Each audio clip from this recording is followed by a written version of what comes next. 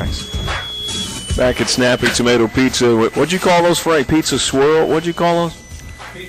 Pizza rolls on the buffet now. I'd never seen that. And the pizza's great, Frank. It's awesome, and I appreciate you having us here, and thank you so much. And Pete's got to check that out. 588 Snap, they will deliver. Coach, I know that on game day you don't get a chance to go out there and see all the tailgaters and everything, but listen, we're doing Squawk Talk. I have to tell you this, and somebody brought us some fried bologna sandwiches. Okay. They brought us collard greens. They brought us hush puppies. We had catfish sandwiches. Man. We had kettle corn. I'm not trying to make you jealous. Yeah, what a great day. All of this is going on right out in front of the Bob Carroll football building. That's neat. And we've grown. And, it may only been 10 fans every Saturday, okay, but it just, it's not where we wanted to get yet, but I do appreciate everybody's there and the loyal support, and even Tuesday mornings we got the donuts with the coach, and I appreciate the 7:15. I got a group of loyal friends and fans that come there, and I appreciate those guys. So, community, we've got to do our job and win football games for us at home, and we got to get one this week. It is awesome, and then you get the players' parents, and I don't even know who all of them are, but I see these same faces everywhere we go. Yeah, it's kind of fun. My 8 years are all running into each other, but it's kind of neat to, you see those same faces, whether we're on the road or at home, and you see those kids grow up, and then then they come in as freshmen, and you see them start developing. They get their girlfriends, and they get their serious girlfriends, and then so anyway, that's part of life, and it's kind of neat to see them kind of grow up. You obviously have a relationship with the parents usually before they come to the university. Well, really more so. Like you said, before they get here from a recruiting process, you have to spend a lot of time with them and get to know them a little bit, answer all their questions, and let them know that you're going to be there for their sons. Then it kind of gets because most kids go through a redshirt year, and then most of them it takes another year to work their way up in the two deep, and then by the third year they're getting to play a little bit and stuff, and some are looking at you like, wait a minute, that's not what we had planned when you recruited us. Right. And but we let parents know and players know we've got a good program and we got good players, and barring injury or barring your tremendous develament, it may take you a year or two to get into that lineup, and some handle it really well, and I appreciate it, and it's been neat to work with them. That's a personality thing that you probably get those sports dads who it's just everything. It's more the moms. Oh, it's more so as a coach to impress. Just like my mom. Just like my mom was. Who all were you recruited by when you were coming out of high school? Most all three of the Mississippi schools, and I took some cool visits. I got to go to Florida State and Alabama, and back then they didn't have any. They didn't have all this social media, so you really didn't know how good a player I was, and so. So you had them all fooled. When I went to Florida State, I got to meet Burt Reynolds. Did you really? Yeah, it was when he was married to Lonnie Anderson. No, you're old. Is the first There you go. No, how about that? So was he at a game? Yeah, he was at their spring game, and I got to go out on the field. I remember Coach Bowden introduced us to Burt Reynolds and Lonnie Anderson. Stand out there at midfield. You met Lonnie Anderson too? Sure did. Oh, that's just too awesome. Because I was a fan of WKRP in Cincinnati, and that was her TV show. And then he, of course, was everything. Smokey and the Band, best little house in Texas. Of course, if people listening don't, he played football. Played at Florida State. Yeah. And of course, that was when they had Peter Tom Willis and Brad Johnson and Casey Weldon with their quarterbacks. So a long time ago. Is he a tall guy? No, if I can't remember right, but I want to say he had a full head of hair. That's about 1989, probably. Yeah. Were you impressed? Were you too young to even be impressed? No. I mean that was back then when they were, winning a lot of games, which they're back to doing now. So that was a neat trip. So when you bring recruits in here, who is our Burt Reynolds for them to meet? Jerry Reese. And that's we are proud of that. We do sell that, and I talk Pat Summit. I mean, everybody's had a connection, here, and then of course.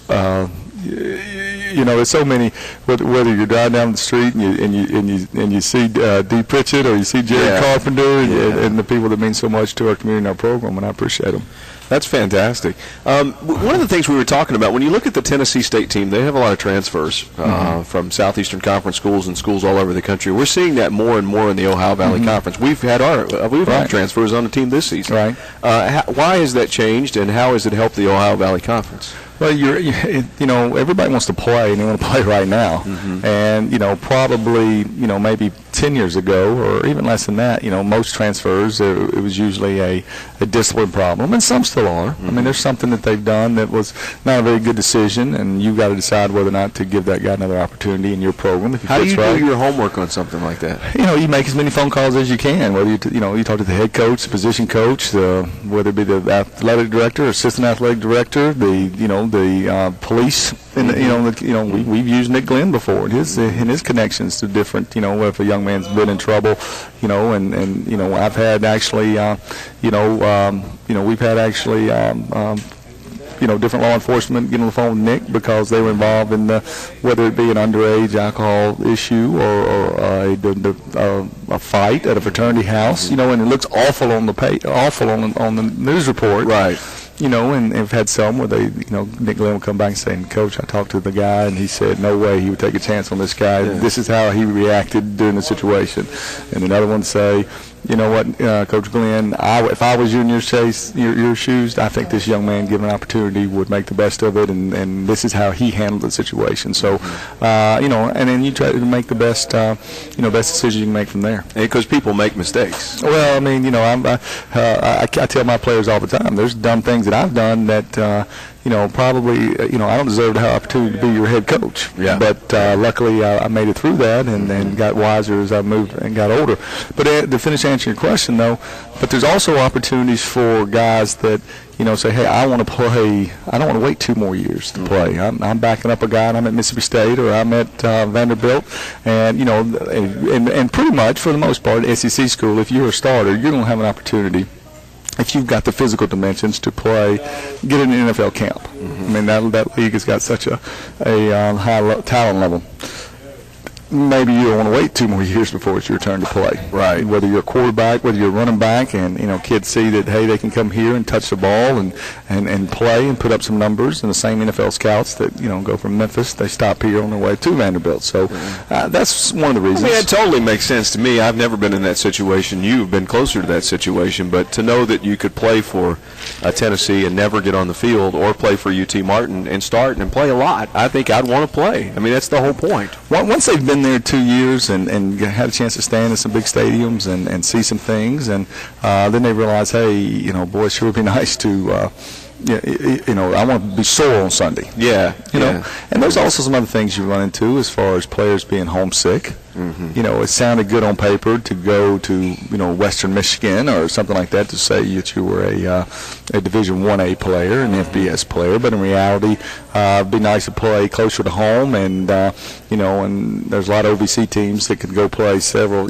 whether it be Eastern Illinois, whoever, or us who beat Memphis last year. They can beat some of those schools, and so the talent, the competition is fairly equal. Do you approach those players differently because you're not going to get them for 4 years because they probably lost a year or 2 of eligibility, and they're having to come in and learn a new system. They're athletic and talented, and you want them to play, but how is it different? It's, first of all, they have to have at least 2 years of eligibility remaining per NCAA. Okay, so there's no more of those one-for-one guys unless he is a graduate of that university and he still has 1 year of eligibility remaining. Okay, so there is a little, and we had a kid several years ago transfer from Vanderbilt after he had graduated and had 1 year of competition left. So not so much. Each case is different. I mean, yes, you want an offensive lineman to have at least 3 years, but if that guy's going to come in and physically good enough to start for you, you work through that. You'll work through that learning curve. And one thing I think you'll see is that because at an SEC school or an ACC school, they have so many, staff available, coaches, and each position's got an intern, and then you have the GAs and stuff like that on. Those kids, for the most part, especially offensive linemen, are pretty coached up, when they get here.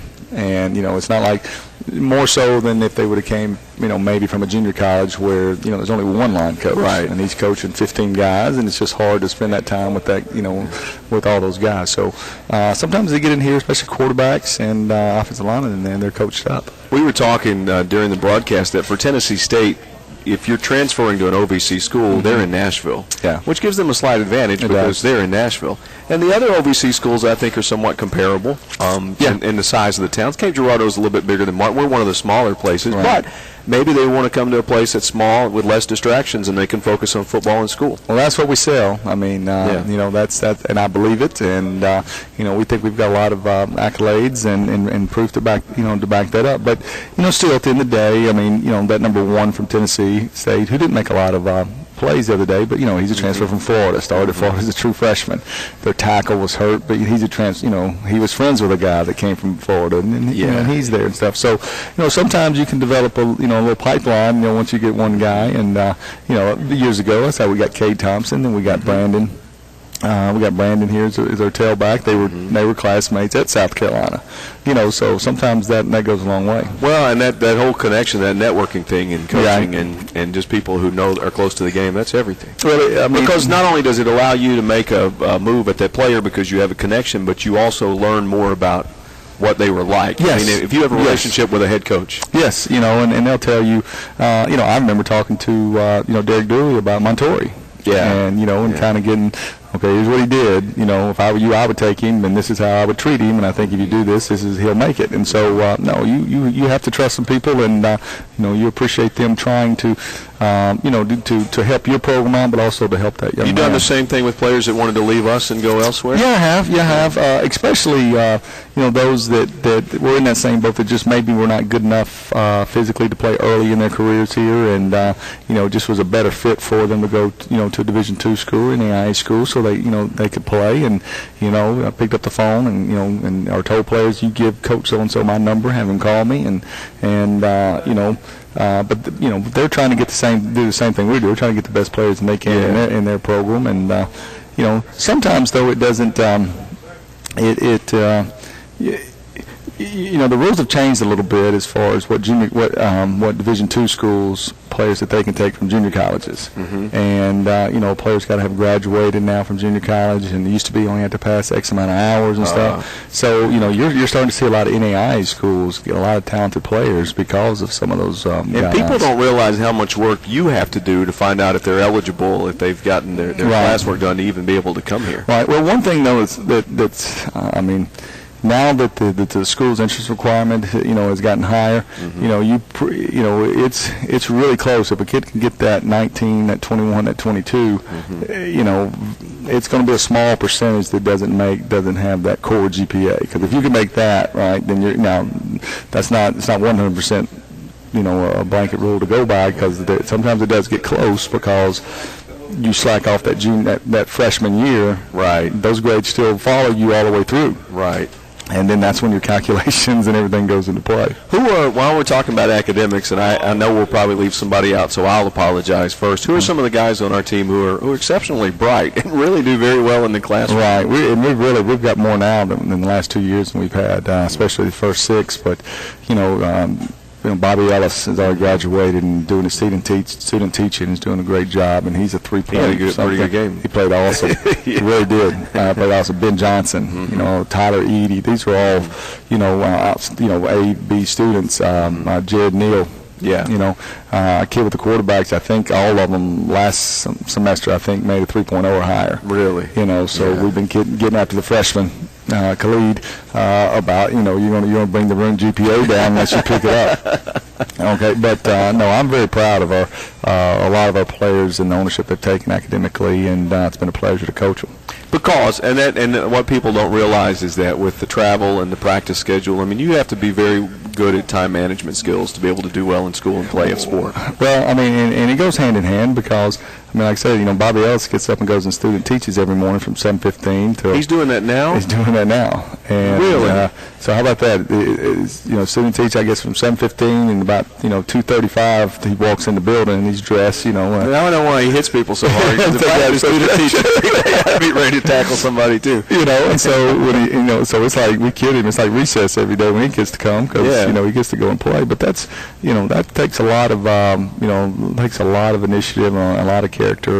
But if he can handle that, he'll do well. Oh no, and there's a lot of kids I like seeing Tyler Eady in the building. He's working on his graduate classes. And he's crying and whining all the time because they're harder than most of his other classes. They write a lot of papers. But we know Tyler's going to get it done. He's going to make he's going to make an A or B in the class. It's a lot of work. It takes a lot of time. So that's rewarding. That's a good part of the days.